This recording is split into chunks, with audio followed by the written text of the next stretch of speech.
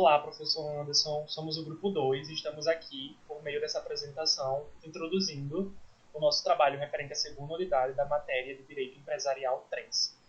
Esse trabalho será organizado por uma estratégia metodológica que vai se dividir em um vídeo, dentro desse vídeo que corresponderá à síntese fática do caso, da decisão proposta para discussão, e logo após esse vídeo será passado para uma apresentação expositória dos conteúdos concernentes a esse vídeo. Muito obrigado. Este vídeo diz respeito a uma síntese fática do recurso especial número 1.809.590 proposto para discussão pela disciplina de Direito Empresarial 3 do FRN para fins avaliativos. Trata-se de recurso especial interposto por Ladeira Miranda Engenharia e Construção Ltda, em recuperação judicial e outras, contra acórdão do Egrégio Tribunal de Justiça do Estado de São Paulo. A parte recorrente aponta a violação do artigo 6, parágrafo 4º da Lei 11.111/2005, que diz: na recuperação judicial, as suspensões e a proibição de que tratam os incisos 1, 2 e 3 do caput deste artigo perdurarão pelo prazo de 180 dias, contado do deferimento do processamento da recuperação, prorrogável por igual período, uma única vez, em caráter excepcional, desde que o devedor não haja concorrido com a superação do lapso temporal. Além disso, afirma haver divergência jurisprudencial sobre o tópico, sustentando, em síntese, que é possível a prorrogação do prazo de suspensão das ações e execuções individuais até a realização da Assembleia Geral de Credores. O Tribunal de Origem entendeu que, apesar de a parte recorrente não ter contribuído para o retardo da recuperação judicial, tal fato não é suficiente para justificar a prorrogação do prazo previsto no artigo 6, parágrafo 4º da Lei 11.111, consignando que, não tendo sido demonstrada nenhuma excepcionalidade na hipótese, a prorrogação não pode se dar por prazo indefinido, o que não impede que haja novo pedido na origem se verificada sua necessidade em momento posterior. O tribunal recorrido disse ainda que a jurisprudência da Câmara vem admitindo apenas em situações excepcionais e especiais a prorrogação do prazo de suspensão das demandas, nos termos do artigo 6 da lei supracitada, assim pelo legislador limitado a 180 dias, reputados suficientes para a reorganização da empresa, a apresentação e apreciação do plano de recuperação. A excepcionalidade, pois, deve ser indicada especificamente e comprovada pela recuperanda, não se entendendo suficiente a mera alegação de que não contribuiu para o retardo, mas acaso omitindo-se em provar as providências e postos que cartorárias que permitam atender o prazo da lei. Em que pese o Tribunal de Origem reconheça que sobre o caso aparentemente a prorrogação pareça se justificar, uma vez que pendia a decisão sobre a exata composição do polativo e sobre o conflito de competência que parava sobre o caso, não se pode assumi-la por tempo indeterminado. Desse modo, entendeu por confirmar a prorrogação limitada ao prazo legal de 180 dias, conforme a decisão inicial já se fez constar. Nesse sentido, observou o tribunal recorrido não merecer acolhida a alegação do agravante CCB Brasil China Construction Bank Múltiplo SA de que as recuperandas, ao propositalmente incluir as SPEs no polativo da recuperação, deram causa à paralisação do feito. Isso porque a inclusão das SPEs, ao que se entende, não se deu por má-fé das devedoras, afinal havia controvérsia sobre o tema. Tanto assim é que o juiz Bacuó, de início, determinou o processamento da recuperação de todas as empresas, posto que em consolidação processual, determinando as SPEs a apresentação de plano individualizado. Observou apenas que a prorrogação se deve dar, tal como na decisão inicial se assentou, pelo prazo legal de 180 dias. Afinal, ao apreciar o caso, ainda não havia sido designada data para a realização da Assembleia de Credores. Em verdade, pendia de apreciação pedido de convolução de recuperação em falência, estando em curso o prazo concedido às devedoras para que apresentassem documentação requerida pela administradora judicial. Nessas condições, e principalmente ainda sem previsão de designação de assembleia à época, a prorrogação se deve mesmo limitar ao prazo previsto no artigo 6, parágrafo 4º da Lei 11.111/2005, mas sem prejuízo de se postular nova prorrogação na origem, se preenchidos os requisitos para tal. Insiste-se, sobretudo, que a prorrogação não se pode dar por prazo indefinido.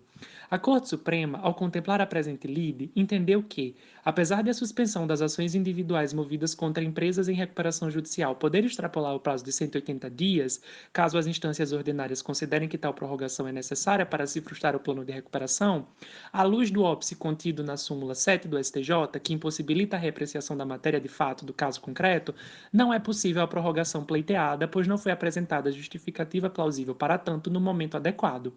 Em outras palavras, a análise da insurgência do recorrente, no que se refere à existência ou não de especificidade que autorizam a dilação do prazo de suspensão das ações e execuções em trâmite contra a recorrida, exigiria o reexame de fatos e provas, o que é vedado em recurso especial. Portanto, o RESP teve o seu provimento negado. Para mais informações sobre o caso outrora levantado e sobre o assunto nele especificamente abordado, cumpre atentar à apresentação do Grupo 2. Então, após o vídeo, começaremos agora a parte expositória do trabalho. O Grupo 2 é composto por Alisson Murilo, Felipe Dantas, Jari dos Santos, Pedro Emanuel, Sérgio Bezerra e Valéria Teixeira. A decisão do caso estudado trata sobre o stay period, ou seja, a suspensão dos atos de cobrança contra a empresa devedora que esteja em processo de recuperação judicial e, principalmente, sobre a possibilidade de prorrogação do prazo da suspensão estabelecido pela Lei de Recuperação e Falência. Nesse sentido, durante o período de suspensão, parte dos débitos da empresa em recuperação não serão cobrados, havendo exceções previstas na lei. Sob esse contexto, versa o artigo 6 da referida lei que o despacho do processamento do pedido de recuperação tem como efeito a suspensão do curso de prescrição das obrigações e das ações e execuções movidas em face do devedor. Nessa mesma linha, o artigo 52, inciso 3º da mesma lei aqui em discussão, dispõe que o juiz, ao deferir o processamento da recuperação, deverá ordenar a suspensão das ações ou execuções contra o devedor, observadas as exceções legais, conforme o próprio artigo 6, permanecendo os respectivos autos no juízo onde se processam. Assim, cabe ao devedor informar a ordem de suspensão aos juízos onde tramitam as ações e execuções suspensas, como despacho de processamento da recuperação judicial. A partir daí, o objetivo da suspensão é que, com a admissão inicial do pedido, possa o devedor em recuperação ter um tempo a mais que lhe permita buscar as melhores alternativas para se recompor e ultrapassar as dificuldades financeiras, elaborando o plano de recuperação com tranquilidade de forma a atender a todos os requisitos legais e seja aceito pelos credores, visando sempre atender o princípio da preservação da empresa. Nesse ponto, é muito importante ressaltar que a reforma realizada na Lei 11.111 de 2005, através da Lei 14.112 de 2020, trouxe modificações a esse instituto que estamos discutindo, qual seja o stay period. Dessa forma, a redação original do artigo 6, tão discutido pela gente, previa que ficariam suspensos o curso da prescrição das obrigações de todas as ações e execuções em face do devedor. Com a referida modificação, versa o artigo 6 que o processamento da recuperação implica na. A partir de agora eu vou fazer uma leitura dos incisos desse artigo para nossa melhor compreensão. 1. Suspensão do curso da prestação das obrigações do devedor sujeitas ao regime dessa lei. 2. Suspensão das execuções ajuizadas contra o devedor, inclusive daquela dos credores particulares do sócio solidário, relativas a créditos ou obrigações sujeitos à recuperação judicial ou à falência. E 3. Proibição de qualquer forma de retenção, arresto, penhora, sequestro, busca e apreensão e constrição judicial ou extrajudicial sobre os bens do devedor, oriunda de demandas judiciais ou extrajudiciais, cujos créditos ou obrigações sujeitem-se à recuperação judicial ou à falência. Assim, ficam suspensas somente as ações e execuções fundadas em créditos sujeitos à recuperação judicial. Ademais, a ampliação da proteção ao devedor durante o stay period, com a adição da proibição de qualquer forma de constrição sobre os bens do devedor em decorrência de processo relacionado a esses créditos. Dessa forma, consoante ao artigo 49 da lei aqui em discussão, estão sujeitos à recuperação judicial todos os créditos existentes na data do pedido, mesmo que não tenham sido vencidos. No entanto, o mesmo dispositivo apresenta exceções nos seus parágrafos 3º e 4º, quais sejam, novamente vou fazer uma leitura dos parágrafos do artigo para que a gente possa melhor compreender. Parágrafo 3º. Tratando-se de credor titular da posição de proprietário fiduciário de bens móveis ou imóveis, de arrendador mercantil, de proprietário promitente, vendedor de imóvel, cujos respectivos contratos contenham cláusula de revogabilidade ou irretratabilidade, inclusive em incorporações imobiliárias ou de proprietário em contrato de venda com reserva de domínio, seu crédito não se submeterá aos efeitos da recuperação judicial e prevalecerão os direitos de propriedade sobre a coisa e as condições contratuais, observada a legislação respectiva, não se permitindo, contudo, durante o prazo de suspensão a que se refere o parágrafo 4º do artigo 6 desta lei, a venda ou a retirada do estabelecimento do devedor dos bens de capital essenciais à sua atividade empresarial. Parágrafo 4º, não se sujeitará aos efeitos de recuperação judicial à importância que se refere ao inciso 2 do artigo 86 desta lei. Nesse contexto, importa destacar que o artigo 86, referido no parágrafo 4º, inciso 2, trata da restituição em dinheiro de valores entregues ao devedor em moeda corrente nacional, decorrente de adiantamento de contrato de câmbio para exportação. Ademais, os parágrafos 1º, 2º e 7º-b do artigo 6 comportam exceções à regra da suspensão quando trata-se de ação que demande quantia líquida, reclamações trabalhistas ou exceções fiscais. Nesse sentido, a suspensão referida no artigo 6 não se aplica a todas as ações e execuções movidas contra o devedor.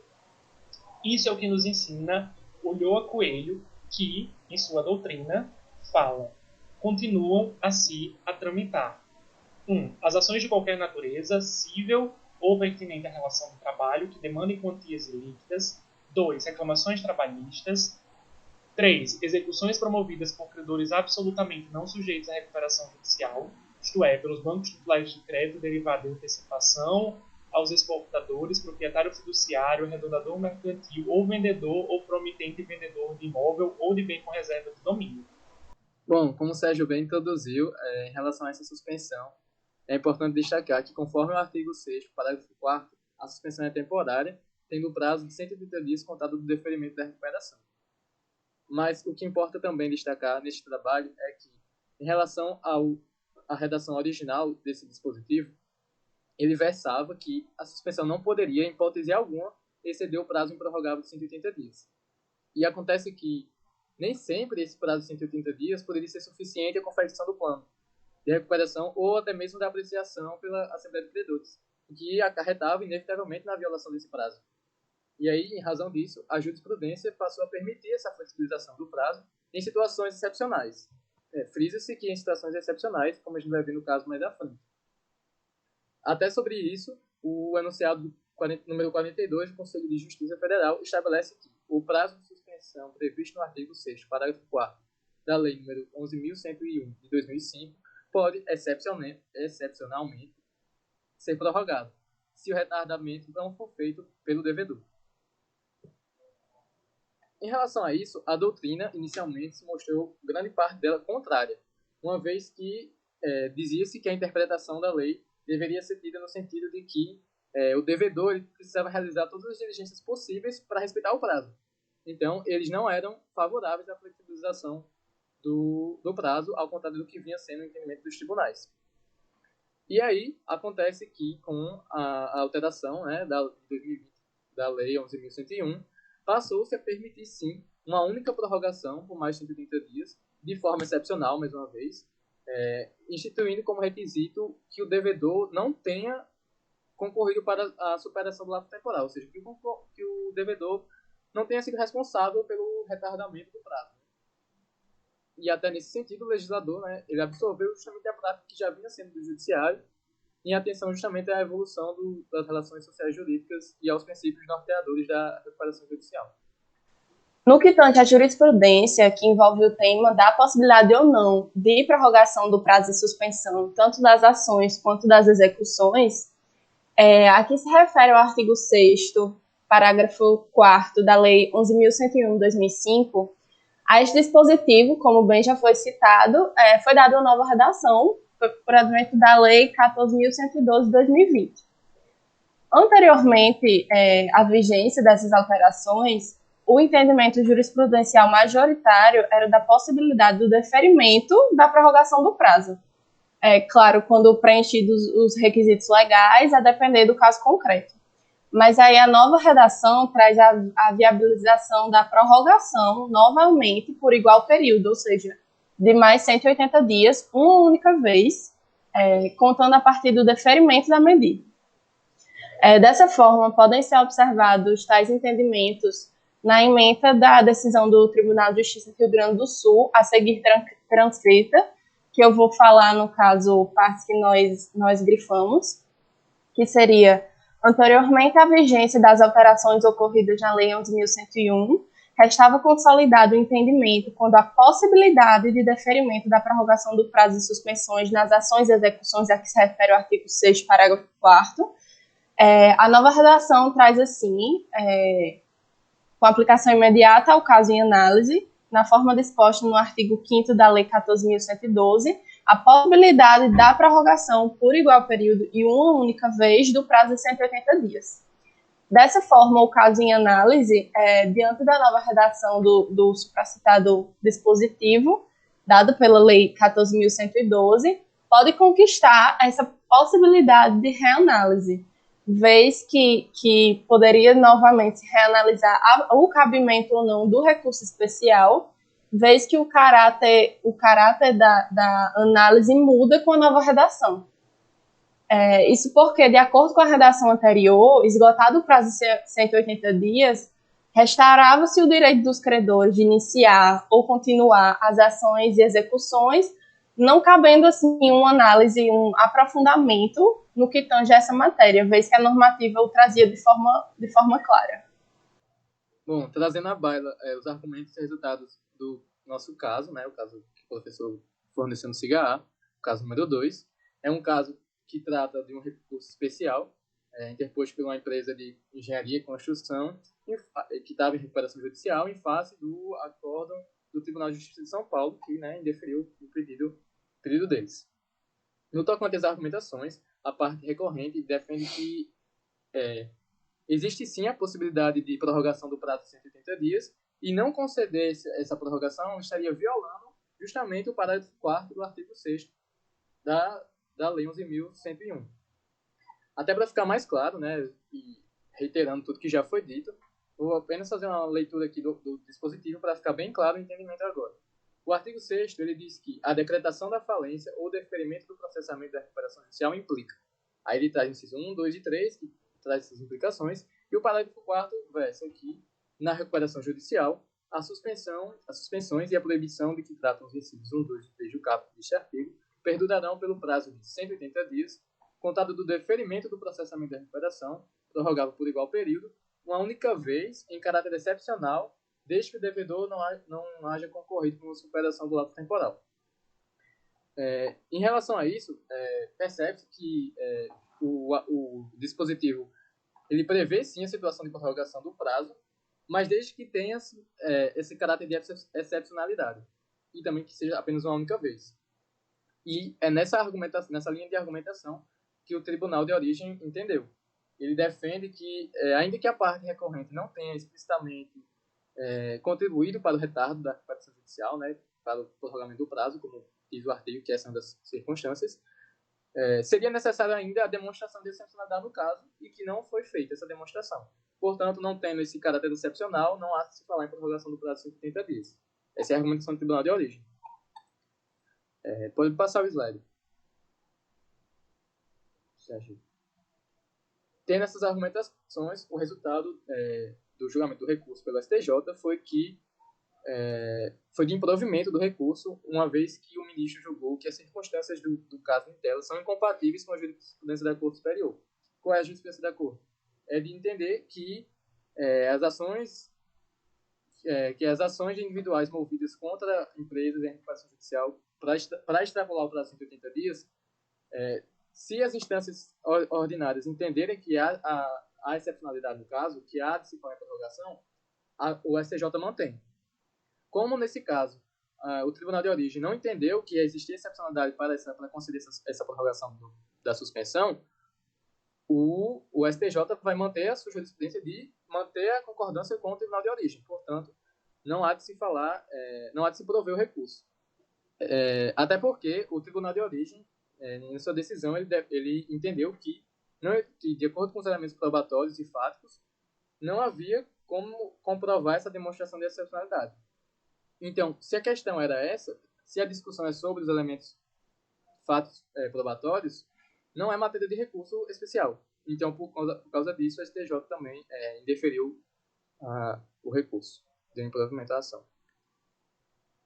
Reiterando o que foi falado pelos colegas anteriormente, a modificação trazida ao parágrafo 4º do artigo 6º da Lei 11.101 de 2005 pela Lei número 14.112 de 2020 é o que dá razão de ser a causa de pedido do recurso especial aqui analisado, mesmo levando em consideração que o provimento dela tenha sido negado. Trata-se da já citada hipótese de prorrogação da suspensão de ações contra a empresa em processo de recuperação judicial, o chamado stay period. Com essa alteração, o prazo, que como já foi dito, era improrrogável, passa a ser, entre aspas, prorrogável por igual período, uma única vez em caráter excepcional, como diz a lei. E aí é muito importante entender que essa mudança se baseia no princípio da preservação da empresa, que eu estarei no próximo slide. Mas precisamos entender primeiro quais são os dois elementos que norteiam a legitimidade dessa prorrogação. A legitimidade da causa excepcional, primeiramente, que é que essa causa seja de fato comprovadamente excepcional, e a ausência de intento na causa, ou seja, a parte devedora, a empresa, não pode ser causadora dessa causa excepcional com intenções protelatórias, por exemplo, ou de prejudicar o processo de recuperação judicial. É possível extrair dessa mudança legislativa a incidência do princípio já citado da preservação da empresa, o qual assevera, segundo o Lyoa Coelho, que o que se busca preservar na aplicação desse princípio é, portanto, a atividade, o empreendimento. O princípio da preservação da empresa compreende que a empresa não age somente por si, mas ela influencia toda uma rede de atores e que esses atores também têm interesse no processo. Portanto, a preservação da empresa é a preservação da atividade empresarial. Desse modo, o caráter principiológico dessa nova redação também se revela no fato que o legislador não se dá o trabalho de listar quais seriam essas situações de exceção em que a prorrogação é aplicável, cabendo ao julgamento do caso concreto, do caso a caso, pelo juiz. Para entender melhor a aplicação correta desse parágrafo, a gente pode citar como exemplo de uma situação adversa, de caráter excepcional, ou seja, virtualmente imprevisível e alheia à vontade da parte, que em tese poderia prejudicar a empresa durante o stay period e ameaçar a plena recuperação judicial, legitimando assim a hipótese de prorrogação do prazo, nós citaríamos a pandemia do novo coronavírus e as suas consequências, o isolamento social, as medidas de lockdown, e como isso poderia sim afetar a empresa em processo de recuperação judicial. Então a gente traz aqui um caso da empresa EIT Engenharia S.A., que pediu recuperação judicial e que no processo precisou prorrogar esse período de stay period, alegando dificuldades devido à pandemia do coronavírus. E teve decisão favorável ao seu pedido, em que o juiz Tiago Henrique Papaterra Limong cita, e aqui lerei a citação, abre aspas. A prorrogação nesse aspecto responde à necessidade de se garantir a recuperando a possibilidade que seu patrimônio não seja objeto de constrições até que haja possibilidade de segura votação do plano de recuperação judicial pelos credores, ou seja, a alegação de respeito ao processo de votação que não poderia ser feito com isolamento social, que o juiz considerou legítimo. Esse caso se assemelha ao recurso especial que nós estamos analisando em um dos dois requisitos citados como necessários ao reconhecimento do direito à prorrogação dos 180 dias. Assim como a empresa Ladeira Miranda Engenharia e Construção Limitada, que está no caso que nós citamos aqui, a EIT Engenharia S.A. não agiu no sentido de contribuir para o retardo do processo de recuperação judicial. Nesse ponto, ambas possuem essa parte da legitimidade. Não obstante a isso, a primeira empresa que analisamos aqui no recurso, não conseguiu demonstrar, segundo os julgadores, de modo inquestionável, a excepcionalidade na hipótese causadora. Ao passo que a hipótese causadora, no caso da EIT Engenharia, resta provada até mesmo pela obviedade que é a consequência do novo coronavírus da pandemia mundial e como isso prejudica os processos de recuperação judicial. Bom, e por fim, resta responder a questão que foi formulada pelo professor e especificamente ao grupo 2, que é o nosso grupo, que é a seguinte questão. No que se refere à suspensão dos atos de cobrança contra o devedor empresário, no contexto da recuperação judicial, comente acerca das diferenças ou possíveis inovações trazidas pela Lei nº 14.112/2020 em relação à Lei nº 11.101/2005. E bom, Acreditamos que essa pergunta, inclusive, já foi respondida durante a nossa apresentação dos demais colegas, mas só a fim de reiterar a resposta e sedimentá-la de uma vez por todas, excede a ressaltarmos alguns dos pontos que merecem ser delineados, né? Em primeiro lugar, é importante citar que a Lei 14.112 trouxe novidades acerca dos efeitos dessas suspensões das ações e execuções movidas contra o devedor, né? Que nós já sabemos que é chamada de stay period. Inicialmente, adotando a posição do STJ, o prazo de 180 dias, previsto no artigo 6º, parágrafo 4º, será contado agora em dias corridos, como dispõe o artigo 189, parágrafo 1º, inciso 1º, e não mais em dias úteis. Além disso, o prazo de 180 dias deixa de ser improrrogável, como previsto na redação originária da Lei de 2005, a Lei 11.101 de 2005, e passa agora a ser excepcionalmente prorrogável por igual período, uma única vez, desde que, abre aspas, desde que o devedor não haja concorrido com a superação do lapso temporal, fecha aspas. A antiga redação do artigo 6º, parágrafo 4º da Lei nº 11.101 de 2005 previa de forma muito contundente que o período de suspensão das ações terminaria de uma vez por todas depois dos decorridos 180 dias, o qual não se sujeitaria a nenhuma hipótese de ampliação. Além disso, durante o stay period, as ações e execuções que visam a cobrança de créditos concursais permanecem suspensas. É importante ressaltar que essas ações permanecem suspensas. O artigo 6º, inciso 3º, introduzido pela Lei 14.112 de 2020, veda qualquer forma de retenção, arresto, penhora, sequestro, busca e apreensão e constrição judicial ou extrajudicial sobre os bens do devedor, oriunda de demandas judiciais ou extrajudiciais cujos créditos ou obrigações sujeitem-se à recuperação judicial ou à falência. E já no aspecto processual, uma inovação que merece ser ressaltada às revistas, que era uma dúvida que a doutrina e que a jurisprudência por vezes tinham, havia uma discussão perante os tribunais acerca da competência para o exame do pedido de constrição realizado pelo credor extraconcursal. Alguns precedentes indicavam que a competência seria do juízo da execução. Outros defendiam a competência do juízo onde corria o processo de recuperação judicial. Ao passo que existiam precedentes considerando competentes o juízo da execução, mas exigindo a consulta prévia ao juízo da recuperação judicial. Então, na tentativa de resolver esse imbróglio processual, o parágrafo 7º-A do artigo 6º, introduzido pela Lei 14.112 de 2020, confere competência ao juízo da recuperação judicial para, abre aspas, determinar a suspensão dos atos de constrição que recaiam sobre bens do capital essenciais à manutenção da atividade empresarial durante o prazo de suspensão.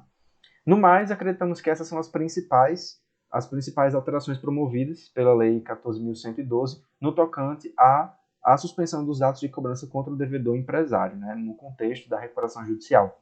Então, acreditamos que essa pergunta agora sim se encontra uma vez por todas respondida, e no mais é isso.